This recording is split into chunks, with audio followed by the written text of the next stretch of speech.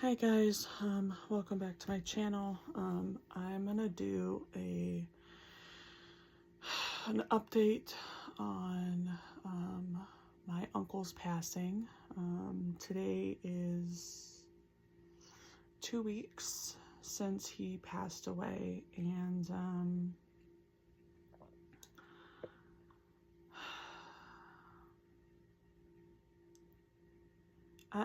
I just don't know how to word certain things, so you're gonna have to give me a minute.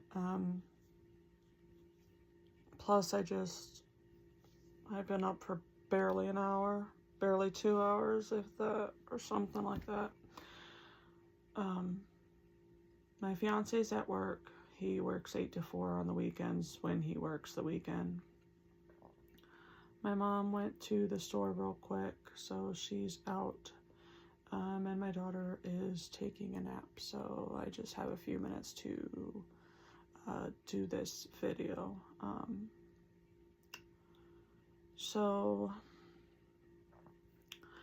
I do believe in one of my videos over the last 2 months, I had mentioned that I knew this was coming at some point.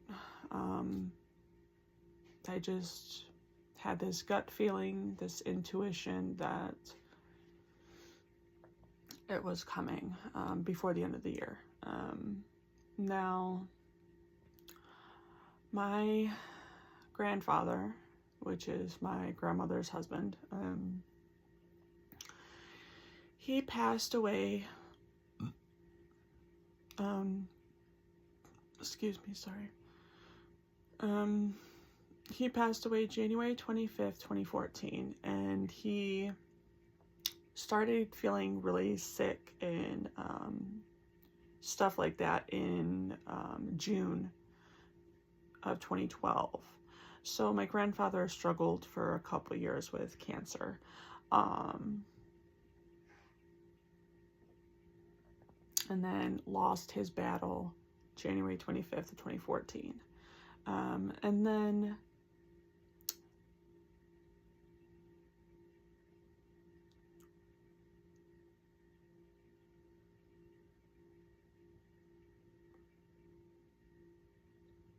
maybe it was 2015.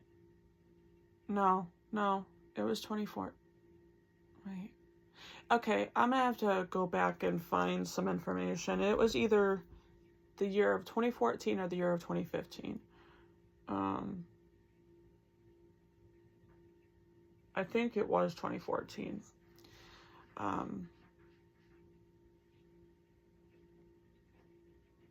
1 second.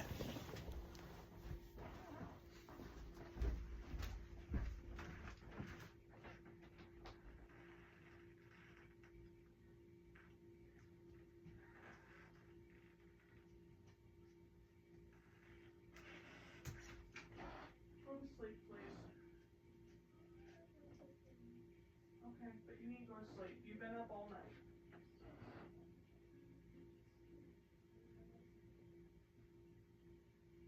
Just stick it up there, let it sit for a second, and it'll stop. I love you. Get some sleep, please.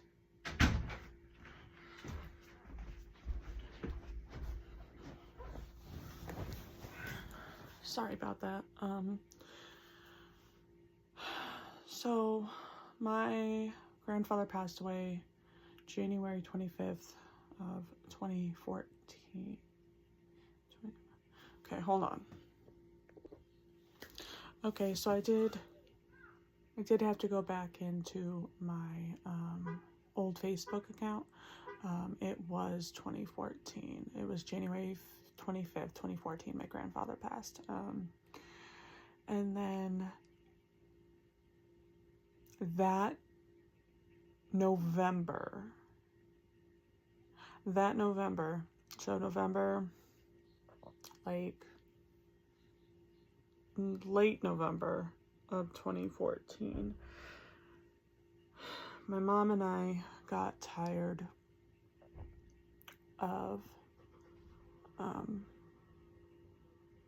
my father's drinking and his temper. And my mom asked for a divorce, and my dad moved out of the house to my grandma's house that day, December 26th, 2014. My dad collapsed on the floor of my grandmother's home, in her room, actually, and he had to be rushed to our local hospital. Then he was life flighted from the hospital to downtown Cleveland. And he was diagnosed with a flesh-eating bacteria due to an infected tooth that my mom had told him several days prior to go to the doctor and get an antibiotic for, and he chose to disregard it. I got it, I can handle it, it's fine, you know. And then we found out that anybody who gets this specific flesh-eating bacteria only lives 3 to 5 years after having it, if they can even survive it.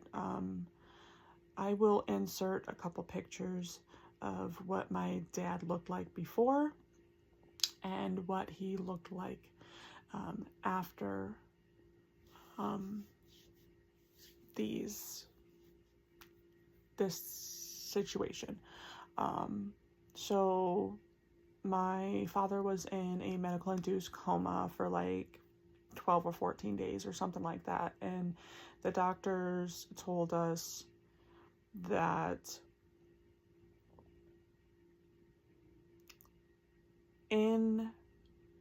being in a medical induced coma was risky, because if he was in longer than 10 days, he was going to have memory issues, brain issues, things like that. Long story short, my dad survived it. They continued on with the divorce. Things happened. And then I didn't really have contact with my dad. Growing up the way I did with him, it was scary, awkward, uncomfortable to be around him. But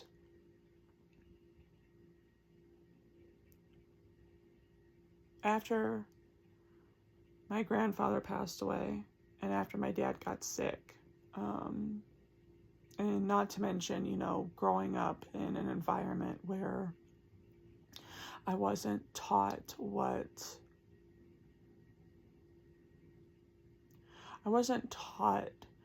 love was truly like. I wasn't taught how you should treat people or women or children.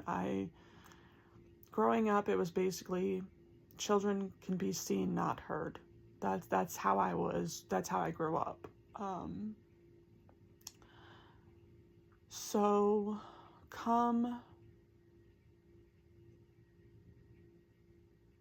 July or August of 2015, my dad was still no longer in the home. It was just me and my mom and our animals. We had a cat and a dog at this point. And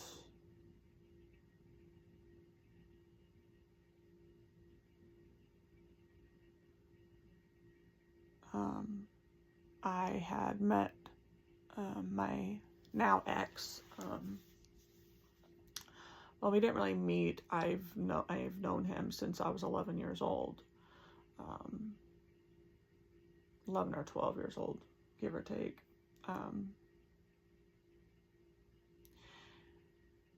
And we had a little bit of dating in my senior year of high school. We ended up getting back together at that point, and then I conceived and got pregnant with my daughter.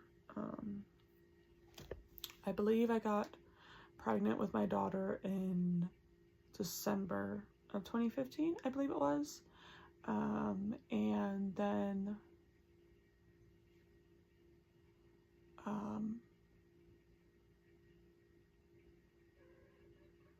throughout my pregnancy, We didn't have a car. There was a lot of walking and all that. And then there was a lot of things that happened. And then fast forward to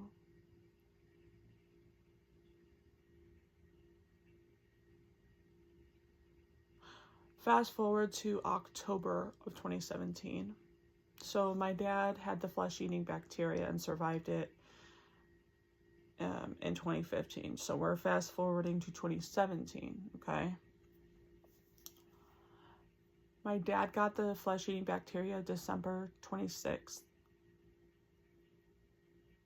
of 2015. And then my dad, because of this flesh-eating bacteria, my dad had to watch any cuts, any infections, any fevers.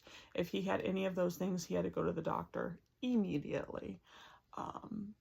And the long story short, me and my daughter, she was 1 at the time, we moved in with my dad, my uncle, and my grandmother. My ex came along.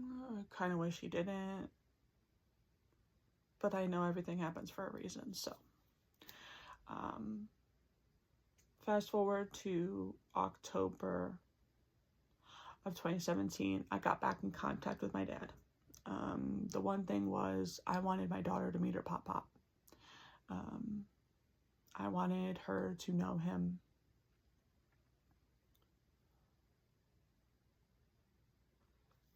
I'm going to try not to get emotional.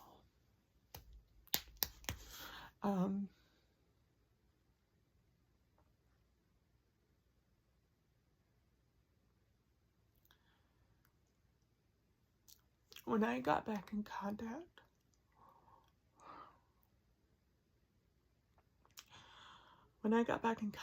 with my dad, October of 2017, he had completely stopped drinking. There was no more anger. If there was anger, it wasn't towards me. It was towards my uncle, because my dad would always say, Mike never thinks. Which is true. My uncle never really thought things through. Or he did and he just didn't care. I don't know. So fast forward to October of 2017, I got back in contact with my dad, and he wasn't drinking. There was no drinking. There was no anger. He ended up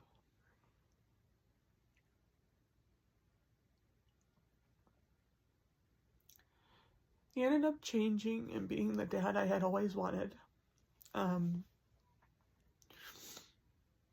Which is amazing. But I didn't move in with him until a week before. It was like 7-8 days before Thanksgiving of 2017. I moved in with my dad and my uncle and my grandmother. And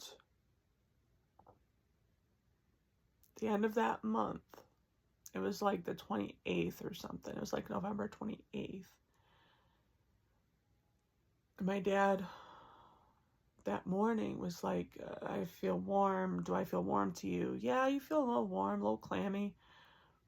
Can you go get grandma's thermometer? I need to check my temperature. If I have a small fever, like, I need to go to the hospital.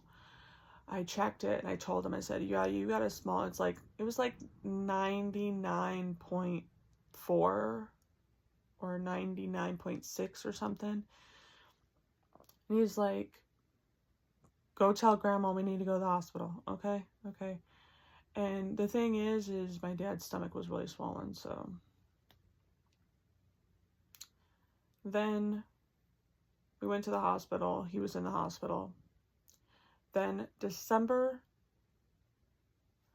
12th of 2017, my dad lost his life. And then he didn't make it 3 years. He was gone before that 3 years. So that's how serious that flesh-eating bacteria is. So January 25th, 2014, my grandfather passed. December 12th of 2017, my daddy passed. 9 years later, September 6th, 2025, my uncle passed. Now, my grandmother is like me. She has some mental health issues like bipolar, depression, anxiety, and some comprehension issues. She has a really hard time understanding people or understanding things quite a bit. So that's what my grandfather was for. He was there to help her understand things, help her be motivated, help her do things. And then after my grandfather passed, it went to my dad. Then it was my dad's job to keep her motivated and all this. Then when my dad passed away, it went to my uncle. Then my uncle did it, and then my uncle passed. And the thing is unfortunately, my grandmother knows that I'm still here. She knows that my daughter is still here. She knows that my mom is still here. She knows that she has people who love her, care about her, and will help her. But losing both of her children, losing her husband, even though I am an extension of my father, and my daughter's an extension of him through me, and my mom has a lot of history because my mom has known that family for 40 years, okay? But we're not enough. Okay, we are not enough for her to continue fighting, continue pushing through, and to be happy. Because the people she wants are gone. And now her dog, which his name's Bandit, he had a sister named Patches from the same parents, just a different litter. She passed away a couple years ago. I think it was like 4 years ago or so, maybe a little less. And she was the youngest. And Bandit, my grandma's dog, he is like 14 years old. Okay? Like, I am 31. It is the year 2025. And my grandma got that dog in like 09, 08, 2008, 2009, literally. So he's been around for a really long time.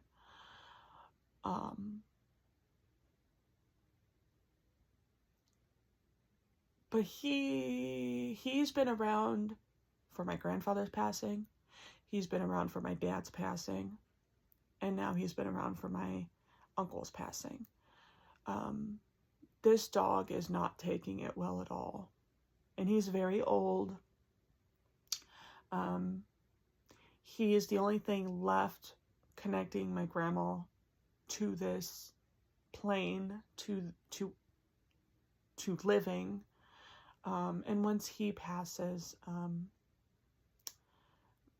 my grandma will lose the final connection she has to continue living, pushing through. Unfortunately, you guys, I really don't think my grandma is going to make it to the new year. I will be surprised if she makes it to November, for that matter. It does not look good. She's angry. She's angry at everything. She's angry at the world. She's angry at my uncle. She's angry that she's alive. She's angry she's breathing. she's angry about everything. She doesn't care if her house gets cleaned. She doesn't care. She's starting to go through jewelry, personal effects to hand out to family. And if you guys have ever been in that situation before, when people start giving away personal items, it only means that either they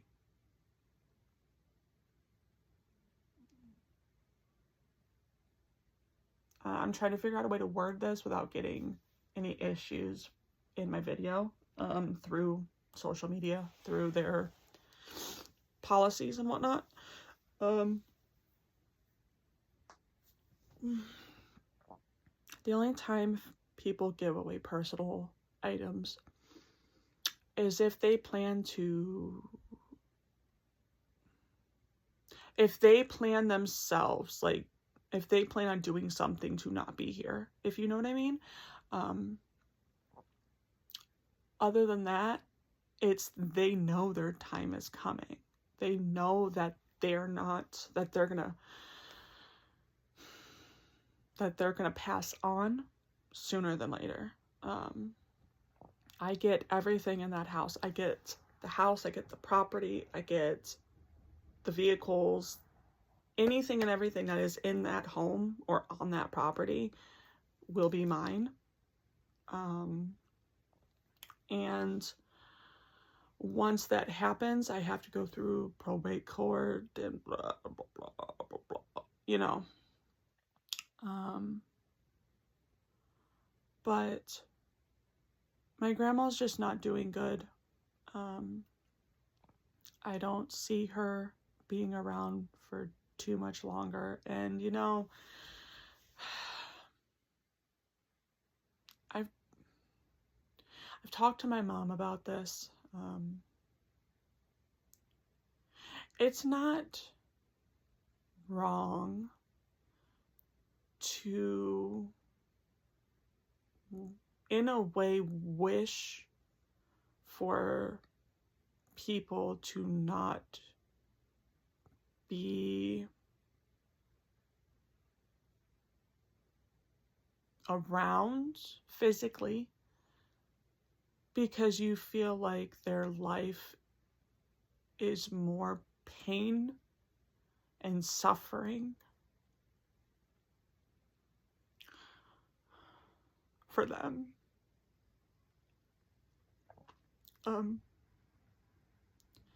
I've watched my whole life.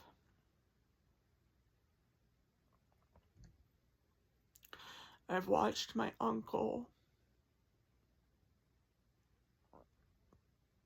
just suffer, be in misery, be completely angry, and hate his life. I have, over the last 11, 12 years, I've watched my grandma go from this woman who didn't sit down really. She was always doing something. She had her stained glass projects, she had church events, she had yard work. She was always moving and doing things. But not long after my grandfather passed away is when it started. She started to just less and do less and less and less and all that stuff. And now I just see a totally different person, personality, everything. This is not the grandma I know.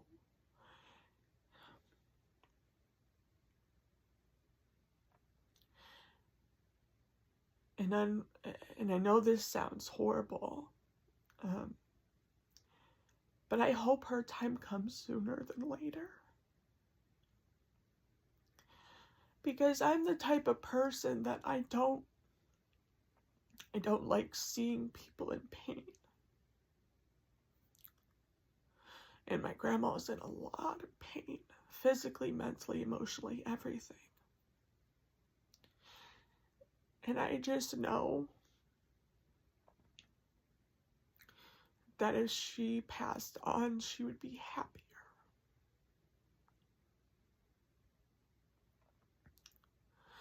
And even though I wish she was happy with me, to see me, to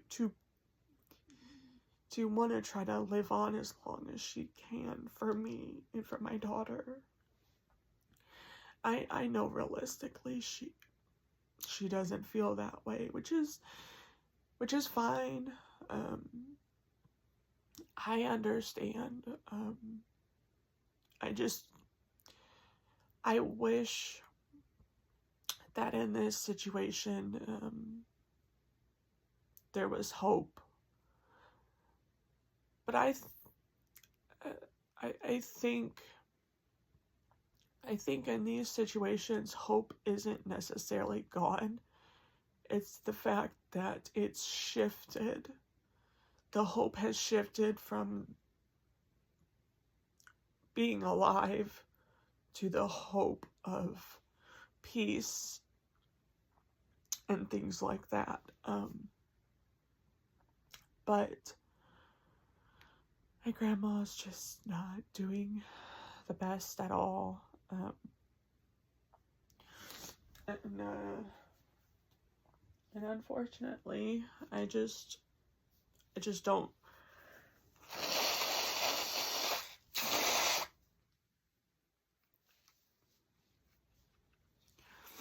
Unfortunately, I just don't think she wants to be here anymore, which is understandable. I mean, you guys, she's 76 years old. My grandma's birthday is May 21st, 1949. My grandma, her birthday, I don't think she'll make it to. I don't think she'll make it to the new year. But with all that being said, I'm going to end this video. I just wanted to give an update about it all. Please comment, like, and subscribe. Send these videos to whoever you feel like needs them or can benefit from them in any way. And I'll see you guys for my next one.